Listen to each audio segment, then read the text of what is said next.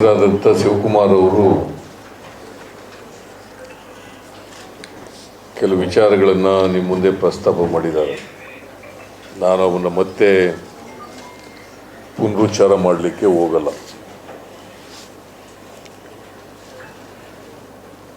ಕೇಂದ್ರ ಸರ್ಕಾರ ಮತ್ತು ರಾಜ್ಯ ಸರ್ಕಾರಗಳು ಕೋವಿಡ್-19 ಈ ಮಹಾಮಾರಿ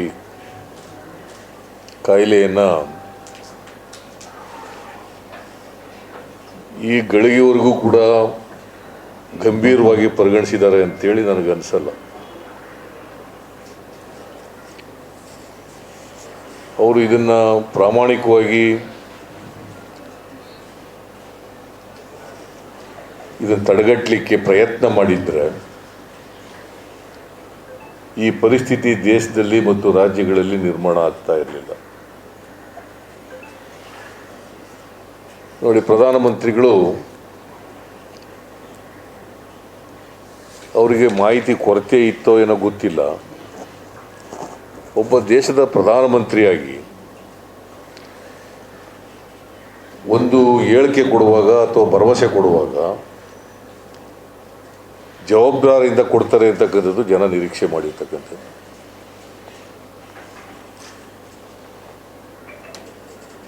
ಈ ವ್ಯಾಕ್ಸಿನ್ಗಳು ಮೇ 1ನೇ ತಾರೀಕಿನಿಂದ 18 ವರ್ಷ ಮೇಲ್ಪಟ್ಟವರಿಗೆಲ್ಲರಿಗೂ ಕೂಡ 18ರಿಂದ 44 ವರ್ಷದ ವಯೋಮಿತಿಲಿರ್ತಕ್ಕಂಥ ಜನರಿಗೆ they are more than 3 crores in Karnataka. More than 3 crores ಇನ್ ಕರ್ನಾಟಕ. ಯಾವುದೇ ಸಿದ್ಧತೆ ಇಲ್ಲದೇನೆ, ಪ್ರಿಪರೇಷನ್ ಇಲ್ಲದೇನೆ ಸ್ಟೇಟ್ಮೆಂಟ್ ಕೊಟ್ಬಿಟ್ರು. ಏನಂತ ಕರಿಬೇಕು ಇದನ್ನು? ಬೇಜವಾಬ್ದಾರಿ ಹೇಳಿಕೆ ಅಂತ ಕರಿಬೇಕು ಪ್ರಧಾನಮಂತ್ರಿಗಳ ಹೇಳಿಕೆಯನ್ನು? ಜವಾಬ್ದಾರಿಯುತವಾದಂಥ ಹೇಳಿಕೆ ಅಂತ ಕರಿಬೇಕು? ನೀವೇ ತೀರ್ಮಾನ ಮಾಡಬೇಕು. ನಾವು ಟೀಕೆ ನಾವು ಹೇಳಿದ್ರೆ, ಸತ್ಯ ಹೇಳಿದ್ರೆ ಟೀಕೆ ಮಾಡ್ತಾರೆ ಇವರು ಇಂಥ ಸಂದರ್ಭಗಳಲ್ಲಿ ಅಂತ ಹೇಳಿ ಅವರು ವ್ಯಾಖ್ಯಾನ ಮಾಡಲಿಕ್ಕೆ ಪ್ರಾರಂಭ ಮಾಡ್ತಾರೆ. ಬಟ್ ಇದು ಸತ್ಯ ಅಲ್ವಾ? ನಾನು ಚೀಫ್ ಸೆಕ್ರೆಟರಿ ಜೊತೆ ಮಾತಾಡಿದೆ. ಏನ್ರಿ 1ನೇ ತಾರೀಕಿನಿಂದ 18 ವರ್ಷದ ಮೇಲ್ಪಟ್ಟವರಿಗೆಲ್ಲ ವ್ಯಾಕ್ಸಿನ್ ಕೊಡ್ತೀರಾ? ಇಲ್ಲ ಸರ್, ಈಗ 1 ಕೋಟಿ ನಾವು ಆರ್ಡರ್ ಪ್ಲೇಸ್ ಮಾಡಿದ್ದೀವಿ.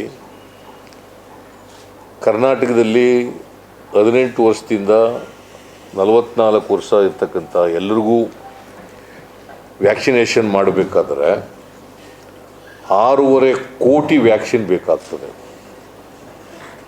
6.5 ಕೋಟಿ ವ್ಯಾಕ್ಸಿನ್ ಬೇಕಾಗ್ತದೆ. ಒಂದು ವ್ಯಾಕ್ಸಿನ್ಗೆ 300 ರೂಪಾಯಿನಂತೆ, ಸುಮಾರು 2,000 ಕೋಟಿ ರೂಪಾಯಿ ಬೇಕಾಗ್ತದೆ ಅಂತ ಹೇಳಿದ್ರು. ಈಗ 1 ಕೋಟಿ ಮಾಡಿದ್ದೀರಪ್ಪ, 6.5 ಕೋಟಿ ಬೇಕು ಅಂತ ಹೇಳ್ತೀರಿ. ರಿಕ್ವೈರ್ಮೆಂಟ್ 6.5 ಕೋಟಿ ಇದೆ ಅಂತ ಹೇಳ್ತೀರಿ. ಇಲ್ಲ ಸರ್, ಪುನಃ 1 ಕೋಟಿ ಮಾಡಬೇಕು ಅಂತ ಮಾಡಿದ್ದೀವಿ ಅಂತ.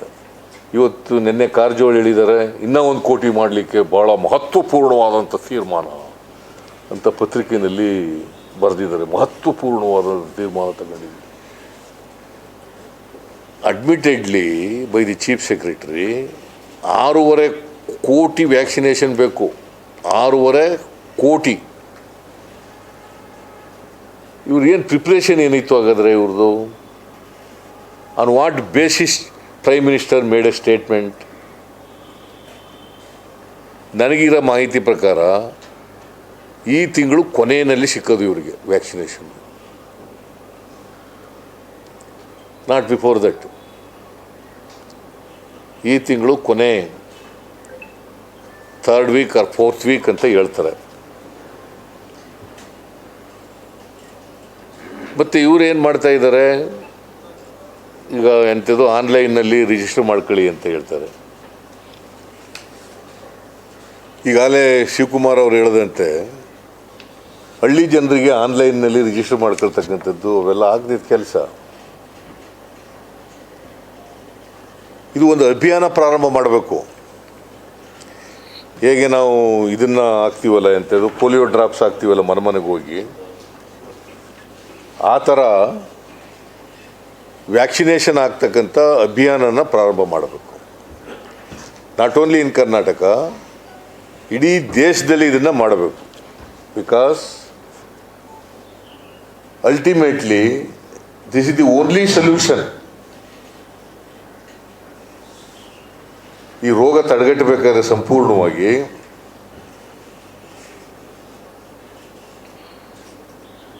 ವ್ಯಾಕ್ಸಿನೇಷನ್ ಹಾಕದೆ ಸಿದ್ಧೌಷಧ 2 ಡೋಸ್ ಪ್ರತಿಯೊಬ್ಬರಿಗೂ ಕೂಡ ಹಾಕಲೇಬೇಕು. ಯಾಕಂತಂದರೆ ಮತ್ತೆ ಇದು ರೀಇನ್ಫೆಕ್ಟ್ ಆಗೋದಿದೆಯಲ್ಲ ಭಾಳ ಕಡಿಮೆ. ನನಗೆ ಇರೋ ಮಾಹಿತಿ ಪ್ರಕಾರ 0.03% ಮಾತ್ರ ಬರ್ತದೆ. 0.03% ರೀಇನ್ಫೆಕ್ಟ್ ಆಗ್ತಕ್ಕಂಥದ್ದು ಇದೆ. ಆ ಕಾರಣದಿಂದ ನೀವು ಇದನ್ನು ಸೀರಿಯಸ್ ತಗೊಳ್ಳದೆ ಹೋದರೆ 6.5 ಕೋಟಿ ವ್ಯಾಕ್ಸಿನ್ಗಳನ್ನು ಸುಮಾರು 3 ಕೋಟಿಗೂ ಹೆಚ್ಚು ಯುವಕರಿಗೆ 44 ವರ್ಷದಿಂದ ಒಳಪಟ್ಟಿರ್ತಕ್ಕಂಥವ್ರಿಗೆ 18 ವರ್ಷದಿಂದ ಮೇಲ್ಪಟ್ಟವರಿಗೆ ಅದು ಹಾಕಬೇಕು. ಅದ್ರ ಜೊತೆಗೆ 18 ವರ್ಷದ ಒಳಗಡೆ ಇರೋರಿಗೂ ಹಾಕಬೇಕು. ಯಾರಿಗೆ ಅಗತ್ಯ ಇದೆ, ಯಾರಿಗೆ ಬೇಕಾಗಿಲ್ಲ ಅವ್ರು ಬಿಟ್ಟು, ಈಗ ಗರ್ಭಿಣಿ ಸ್ತ್ರೀಯರಿಗೆ ಹಾಕ್ಬೇಕಾದಂಥ ಅಗತ್ಯ ಇಲ್ಲ ಅಂತ ಹೇಳ್ತಾರೆ, ಮಕ್ಕಳಿಗೆ ಹಾಕಬೇಕಾಗಿಲ್ಲ ಅಂತ ಹೇಳ್ತಾರೆ, ಅವ್ರನ್ನ ಬಿಡಿ. But all the remaining people should be vaccinated. ಇದನ್ನು ಸರ್ಕಾರ ಮಾಡಲೇಬೇಕು. ಇಲ್ಲದೆ ಹೋದರೆ ಇವ್ರಿಗೇನಂತ ಕರಿಬೇಕು?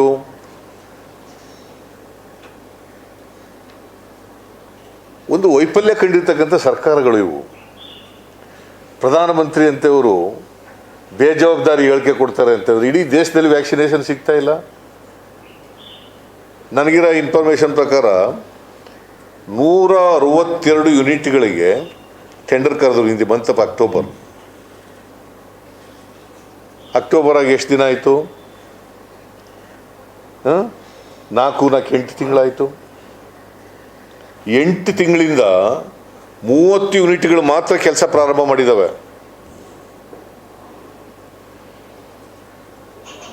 162ರಲ್ಲಿ 30 ಯೂನಿಟ್ಗಳು ಮಾತ್ರ ಕೆಲಸ ಮಾಡಿದ್ದಾವೆ. ಇನ್ನು ಉಳಿದವು ಯಾರು ಕೆಲಸ ಮಾಡಲೇ ಇಲ್ಲ. ಹಾಗಾಗಿ ಇವರು ವ್ಯಾಕ್ಸಿನೇಷನ್ನ ತಯಾರು ಮಾಡ್ಕೊಳ್ತಕ್ಕಂಥ ಪ್ರಯತ್ನ ಮಾಡಲೇ ಇಲ್ಲ.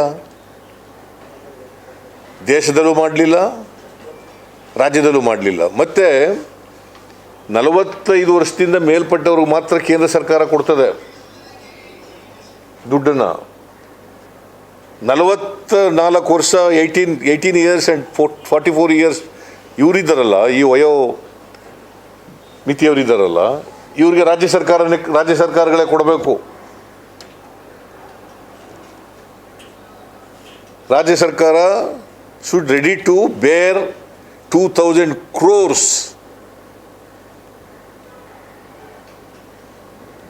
ಇದಕ್ಕೆ ಮೀನಾ ಮೇಸೆ ಎಣಿಸಕ್ಕೆ ಹೋಗಬಾರ್ದು. ಬಿಕಾಸ್ ನಾವು ಗೊತ್ತಾದ ಮೇಲೆ ಇದೊಂದೇ ದಾರಿ ಅಂತ ಗೊತ್ತಾದ ಮೇಲೆ ಇದನ್ನು ಆದ್ಯತೆ ಮೇಲೆ ಮಾಡಬೇಕಲ್ಲ. ಪ್ರೈಮ್ ಮಿನಿಸ್ಟ್ರು 6 ಕೋಟಿ ವ್ಯಾಕ್ಸಿನೇಷನ್ನ ಬೇರೆ ದೇಶಕ್ಕೆ ಕಳಿಸ್ಬಿಟ್ರು. ನಮ್ಮ ದೇಶದಲ್ಲೇ ಇಲ್ಲಿ ಕೊಡೋಕ್ಕಾಗಿಲ್ಲ. ನಿಮಗೆ 45 ವರ್ಷದಿಂದ ಮೇಲ್ಪಟ್ಟವ್ರು ಇದ್ದಾರಲ್ಲ, ಅವ್ರಿಗೂ ಕೂಡ ವ್ಯಾಕ್ಸಿನೇಷನ್ ಹಾಕಿರೋದು 20-25% ಮಾತ್ರ. 20-25% ಮಾತ್ರ. ಇನ್ನೂ ಎಲ್ರಿಗೂ ಹಾಕೋಕ್ಕಾಗಿಲ್ಲ ಇವ್ರ ಕೈನಲ್ಲಿ ವ್ಯಾಕ್ಸಿನೇಷನ್ ಇಲ್ಲ. ನಾನು ಈಗ ತಾನೇ ಬಾಗಲಕೋಟೆ DC ಮಾತಾಡಿದೆ. ನಾನು ಬಾಗಲಕೋಟೆಯಲ್ಲಿ ಹೆಂಗ್ರಿ ಇದೆ ನಮ್ಮ ಬಾದಾಮಿ ಕ್ಷೇತ್ರ ಇವೆಲ್ಲ ಹೇಗಿದಾವಪ್ಪ ಅಂತ. ವ್ಯಾಕ್ಸಿನ್ ಇವತ್ತಿನಿಂದ ನಮಗೆ ಇಲ್ಲ ಸರ್, ಸಪ್ಲೈ ಮಾಡಿದ್ರು ಮಾತ್ರ ಅಂತ ಹೇಳ್ತಾರೆ.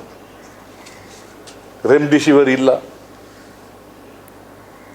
ನನ್ನ ಬಾಮೈದನಿಗೆ, ಸ್ವಂತ ಬಾಮೈದನಿಗೆ ರೆಮ್ಡಿಸಿವಿರ್ ಸಿಕ್ಕದೇನೆ MS ರಾಮಯ್ಯ ಹಾಸ್ಪಿಟ್ಲಲ್ಲಿ ನಾನು ST ಸೋಮಶೇಖರನಿಗೆ ಅಶ್ವಥ್ ನಾರಾಯಣ ಆ ಕ್ಷೇತ್ರದ MLA ಅವ್ರಿಗೆ ಫೋನ್ ಮಾಡಬೇಕು ಬಂತು.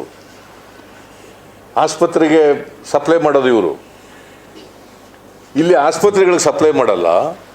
ಅಲ್ಲಿಗಾಗಲೇ ಹೇಳಿದ್ರೆ MP ಗೆ ನೋಡಿ, ಇಲ್ಲಿ ಈ MP ಇವ್ರು ಬಂದದಕ್ಕೆ ತುಂಬಿಸಿ ಕಳಿಸ್ತಾ ಇದ್ದಾರೆ. ಇವ್ರಿಗೆ ಯಾರು ಪರವಾನಗಿ ಕೊಟ್ಟರು? ಇವರಿಗೆ MP ಮಾಡೋ ಕೆಲಸ ತಪ್ಪು ಅಂತ ನಾನು ಹೇಳೋಕ್ಕೆ ಹೋಗಲ್ಲ. ಅವ್ರ ಉದ್ದೇಶ ನಾನು ಪ್ರಶ್ನೆ ಮಾಡೋಕ್ಕೆ ಹೋಗಲ್ಲ. ಆದರೆ ಈಗ ನಮ್ಮ ಪ್ರಿಯಾಂಕ್ ಕೇಳಿದ್ರಂತೆ, ಆಯ್ತಪ್ಪ MP ಗೆ ಈ ಥರ ಎಲ್ಲ ಕೊಡ್ತಿದ್ದೀರಿ, ನಾನು ಕೂಡ ತಗೊಂಡೋಗ್ತೀನಿ, ಏರೋಪ್ಲೇನಲ್ಲೇ ತಗೊಂಡೋಗಿ ಕೊಡ್ತೀನಿ, ನನಗೂ ಕೊಡ್ರಿ, ಪರ್ಮಿಷನ್ ಕೊಡ್ರಿ ಅಂತಾರೆ. ಅದಕ್ಕಾಗಲ್ಲ ಅಂತ ಹೇಳ್ತಾರೆ. Why discrimination? Who has given this permission? ಇವ್ರಿಗೆ ಡ್ರಗ್ ಕಂಟ್ರೋಲರ್ಗೆ ಯಾರು ಪರ್ಮಿಷನ್ ಕೊಟ್ಟವ್ರು? ಯಾರು? ಇಲ್ಲಿ ರೆಮ್ಡಿಸಿವಿರ್ ಇಲ್ಲವೇ ಇಲ್ಲ. ಕಾಳಸಂತೆಯಲ್ಲಿ ಮಾರಾಟ ಆಗ್ತಾ ಇದ್ದಾವೆ. ಅದನ್ನ ಇವತ್ತು ತಡೆಗಟ್ಟಕ್ಕಾಗಿಲ್ಲ. ಇವ್ರಿಗೆ government is totally dead. There is no government at all. ಇವ್ರಿಗೆ ಮನುಷ್ಯತ್ವ ಇದೆಯಲ್ಲೋ ನನಗಂತೂ ಗೊತ್ತಿಲ್ಲಪ್ಪ. I do not know. ಮನುಷ್ಯತ್ವ ಇರ್ತಕ್ಕಂಥ ಸರ್ಕಾರ ಅಲ್ಲ. ಆಮೇಲೆ ಆ ಸತ್ತವ್ರಲ್ಲೂ ಸುಳ್ಳು ಹೇಳ್ತಾರೆ. COVID-19 ಎಷ್ಟು ಜನ ಸತ್ರು ಅನ್ನೋದ್ರಲ್ಲೂ ಸುಳ್ಳು ಹೇಳ್ತಾರೆ. ಇವ್ರು ಕೂಡ ಅಂಕಿಅಂಶಗಳು ಡಬಲ್ಲು ಟ್ರಿಬಲ್ ಸತ್ತಿರ್ತಾರೆ, ಅದರಲ್ಲೂ ಸುಳ್ಳು ಹೇಳ್ತಾರೆ. ಸರಿಯಾಗಿ ಇವರಿಗೆ ಕ್ರಿಮೇಷನ್ ಮಾಡೋಕ್ಕೆ, ಗೌರವಯುತವಾಗಿ ಕ್ರಿಮೇಷನ್ ಮಾಡ್ತಕ್ಕಂಥ ವ್ಯವಸ್ಥೆ ಮಾಡೋಕ್ಕಾಗಿಲ್ಲ ಇವರಿಗೆ. ಇವೆಲ್ಲ ಹೇಳಿದ್ರೆ ನಾವು ಸರ್ಕಾರಕ್ಕೆ ಎಚ್ಚರಗೊಳ್ಳಿ ಅಂತ ಹೇಳ್ತಾ ಇರೋದು, ಜಾಗೃತಗೊಳ್ಳಿ ಅಂತ ಹೇಳ್ತಾ ಇರೋದು, ನಾಟ್ ಟು ಕ್ರಿಟಿಸೈಸ್.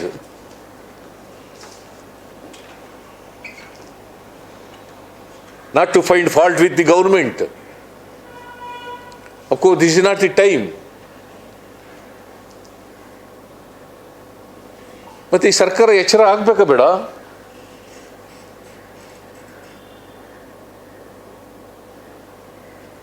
ನೆನ್ನೆಲ್ಲ ಫೋನ್ ಮಾಡಿದೆ ನಮ್ಮ ಹೆಲ್ತ್ ಮಿನಿಸ್ಟ್ರಿಗೆ, ಫೋನ್ಗೆ ಸಿಕ್ಕಲ್ಲ. ಡ್ರಗ್ ಕಂಟ್ರೋಲರ್ಗೆ ಫೋನ್ ಮಾಡಿದೆ, ಫೋನ್ಗೆ ಸಿಕ್ಕಲ್ಲ. ಈಗ ನಾನು ಅಲ್ಲಿಗೆ ಡ್ರಗ್ ಕಂಟ್ರೋಲ್ ಆಫೀಸ್ಗೆ ಹೋಗ್ಬಿಟ್ಟು ರೆಮ್ಡಿಸಿವಿರ್ಗಳನ್ನೆಲ್ಲ ತಗೊಂಡು ಹೋಗ್ಬೇಕಾಗಿತ್ತು.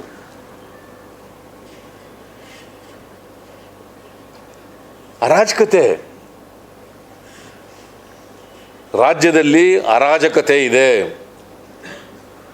There is no administration at all. ಜನ ಇವ್ರ ಬಗ್ಗೆ ವಿಶ್ವಾಸ ಕಳ್ಕೊಬಿಟ್ಟಿದ್ದಾರೆ. So this is the situation in the country, in the state. ನಿನ್ನೆ ಒಂದೇ ದಿನ 48-49 ಸಾವಿರ ಹೊಸ ಕೇಸ್ಗಳು ಪತ್ತೆಯಾಗಿದ್ದಾವೆ. ಒಂದೇ ದಿನ 50,000ಕ್ಕಿಂತ ಮೇಲಕ್ಕೆ ಹೋಗ್ಬೋದು. ಇವರು ಲಾಕ್ಡೌನ್ ಮಾಡಿ ಎಷ್ಟು ದಿನ ಆಯಿತು? 3 ದಿನಗಳಾಯ್ತಾ? 4ನೇ ದಿನ. ಮತ್ತು ಐ ಡೋಂಟ್ ನೋ ಅದರ ಎಫೆಕ್ಟ್ ಏನಾಗಿದೆ ಅಂತ ಗೊತ್ತಿಲ್ಲ ನನಗೆ. ಅದರ ಪರಿಣಾಮ ಏನಾಗಿದೆ ಅಂತ ಗೊತ್ತಿಲ್ಲ. ದಿನೇ ದಿನೇ ಜಾಸ್ತಿ ಆಗುತ್ತಲೇ ಇದೆ, ಈವನ್ ಆಫ್ಟರ್ ದಿ ಲಾಕ್ಡೌನ್.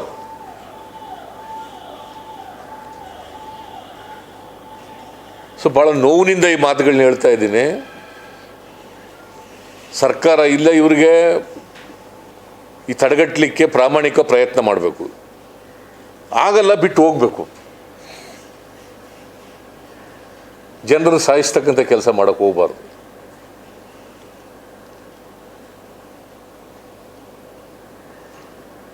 ಬಂಡರು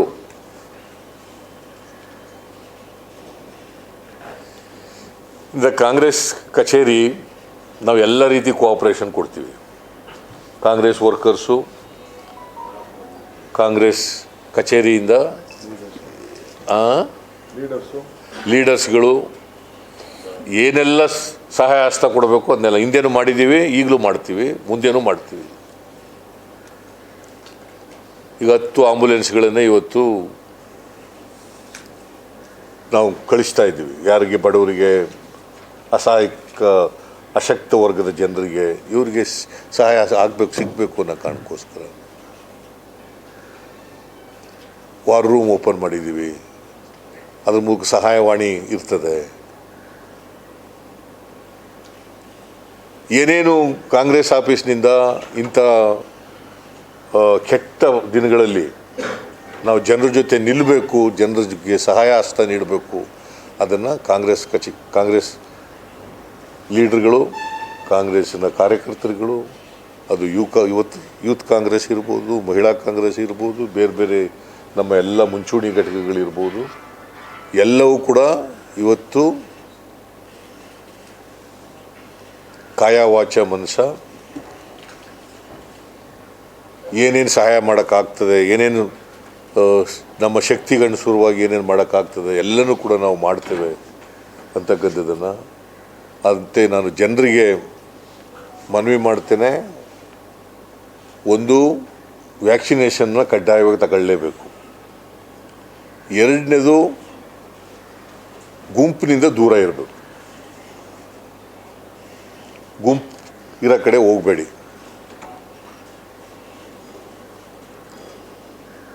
ಲಾಕ್ಡೌನ್ಗೆ ಸಹಕಾರ ಮಾಡಿ. ನಂಬರ್ 3, ಫೈನಾನ್ಷಿಯಲ್ ಪ್ಯಾಕೇಜನ್ನು ಮಾಡಬೇಕು ಅಂತೇಳಿ ಶಿವಕುಮಾರ್ ಒತ್ತಾಯ ಮಾಡಿದ್ದಾರೆ, ನಾನು ಒತ್ತಾಯ ಮಾಡಿದ್ದೀನಿ. ಇವತ್ತಿನವರಿಗೆ ಮಾಡೋಕ್ಕೆ ಹೋಗಿಲ್ಲ. ರೈತರಿಗೆ, ಕಾರ್ಮಿಕರಿಗೆ. ನಮ್ಮ ರಾಜ್ಯದಲ್ಲಿ 1.5 ಕೋಟಿ ಕಾರ್ಮಿಕರಿದ್ದಾರೆ, ಅಸಂಘಟಿತ ಸಂಘಟಿತ ಕಾರ್ಮಿಕರು 1.5 ಕೋಟಿ.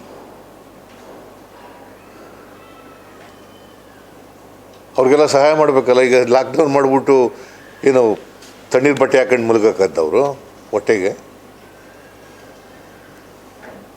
ಎಷ್ಟು ದಿನ ತಣ್ಣೀರು ಬಟ್ಟೆ ಹಾಕೊಂಡು ಮಲಗಕ್ಕಾಗತ್ತೆ?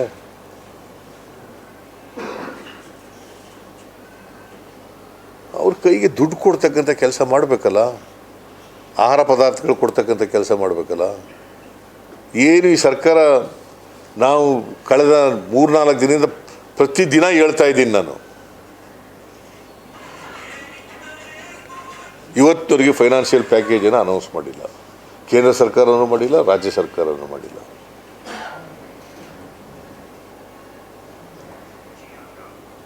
ಎಂತೆಂಥ ಮಂತ್ರಿಗಳಿದ್ದಾರೆ ಅಂತಂದ್ರೆ ನೋಡಿದ್ರಲ್ಲ ನೀವು, ನಾವು ಕತ್ತಿ ಅಂತ.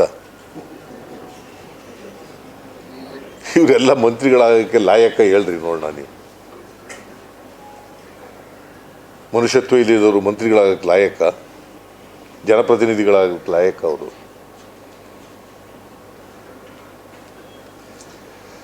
ಸೊ ಕಾಂಗ್ರೆಸ್ ಪಕ್ಷ will extend all cooperation whatever is possible, and we will be with the people.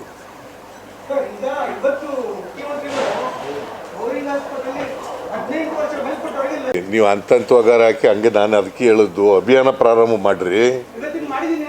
ಎಲ್ಲಿ ಮಾಡಿದ್ದಾರೆ? ನೋ ಸುಧಾಕರ ಏನು ಹೇಳಿದ್ದಾನೆ? ಹೆಲ್ತ್ ಮಿನಿಸ್ಟ್ರು ಸುಧಾಕರ್ ಏನು ಹೇಳಿದ್ದಾನೆ? ನಾನು personally I spoke to chief secretary of Karnataka state. ಈ ಹಿಮ್ಸೆಲ್ಫ್ ಟೋಲ್ಡ್ ಮೀ, ನಾವು ಆರ್ಡರ್ ಪ್ಲೇಸ್ ಮಾಡಿದ್ದೀವಿ 1 ಕೋಟಿಗೆ, ಇನ್ನೂ ಬಂದಿಲ್ಲ. ಮ್ಯಾನುಫ್ಯಾಕ್ಚರರ್ಸ್ ಹೇಳಿದ್ದಾರೆ 3ನೇ ವಾರದಲ್ಲಿ ಕೊಡ್ತೀವಿ ಅಂತ ಹೇಳಿದ್ದಾರೆ. ಆದ್ದರಿಂದ ನಾವು 18 ವರ್ಷದಿಂದ 44 ವರ್ಷದವರಿಗೆ ಪ್ರಾರಂಭ ಮಾಡಲ್ಲ 1ನೇ ತಾರೀಕಿನಿಂದ ಅಂತ ಹೇಳಿದ್ದಾರೆ. ಮಿನಿಸ್ಟ್ರು ಹಿಂಗೆ ಹೇಳಿದ್ದಾರೆ, ಸುಧಾಕರ್. ಚೀಫ್ ಮಿನಿಸ್ಟರ್ ಆ ಥರ ಬೇರೆ ಥರ ಹೇಳಿದರೆ ಸುಳ್ಳು ಹೇಳಿದ್ದಾರೆ ಅಂತ.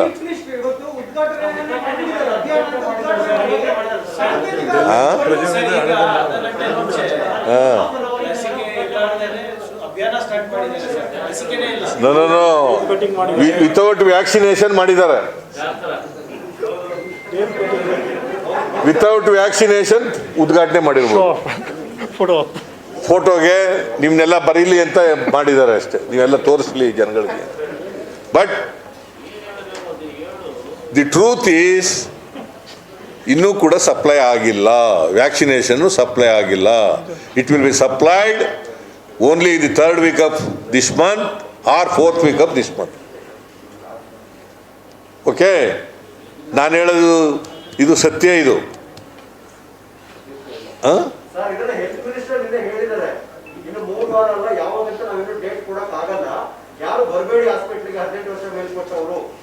ನೋ, ಮೈ ಪಾಯಿಂಟ್ ಈಸ್, ನಾವು ಹೇಗೆ ಪೋಲಿಯೋ ಡ್ರಾಪ್ಸ್ ಆಗ್ತೀವಲ್ಲ ಆ ಥರ ಇದೊಂದು ಅಭಿಯಾನ ಪ್ರಾರಂಭ ಆಗಬೇಕು. ಎಲ್ಲ ಏಜ್ನವ್ರಿಗೂ ಕೂಡ vaccination is the only final solution. Vaccination is the only final solution to this deadly disease. ಗೊತ್ತಾಯ್ತಾ? ಓಕೆ.